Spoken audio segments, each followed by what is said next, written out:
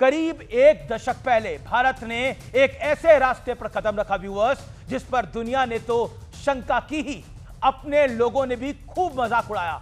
चिदंबरम साहब ने मजाक उड़ाया था।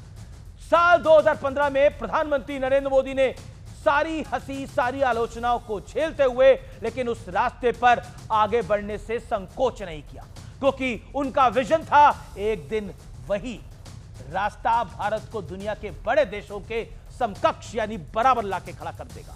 व्यूअर्स, वो रास्ता था डिजिटल इंडिया का। 2014 तक देश में डिजिटल साक्षरता बेहद कम थी, लोगों तक इंटरनेट की रीच भी सीमित थी। जो बच्चे 2014 के बाद पैदा हुए हैं उन्हें तो शायद पता भी नहीं होगा। और उस दौर में मुझे पूर्व वित्त मंत्री, कांग्रेस के बड़े कद्दावर नेता पी चिदंबरम का वो बयान याद आता है जो उन्होंने संसद में दिया था।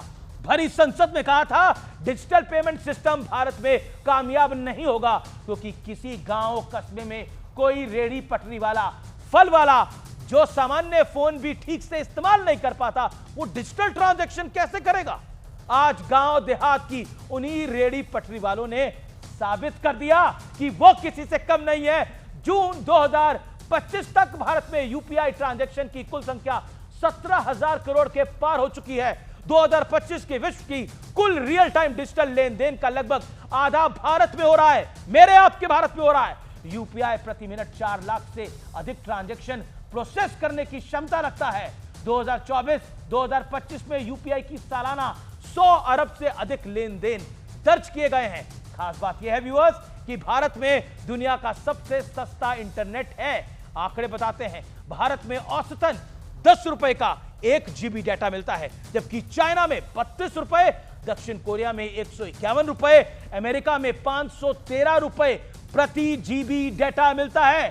भारत में इंटरनेट यूजर्स की संख्या एक दशक में 285% यानी 285% बढ़ी है।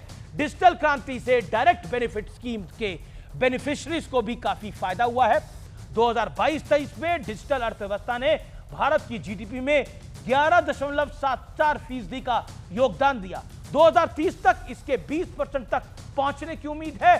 भारत की डिजिटल क्रांति दुनिया के लिए रिसर्च का सबब है, विषय है। कोरोना काल हो या डिजिटल इंडिया मूवमेंट, दुनिया ने जब भी भारतीयों की क्षमताओं पर शक किया है, शंका जताई है, हिंदुस्तान ने सबको हैरान कर दिया है। और वो कहावत है ना, स्काई इज द लिमिट। अभी तो दुनिया ने देखा ही क्या है, भारत का बेस्ट आना अभी बाकी है, यानी हमारा सर्वोच्च आना अभी बाकी है। इसलिए यह खबर उत्साहजनक है, गुड न्यूज है।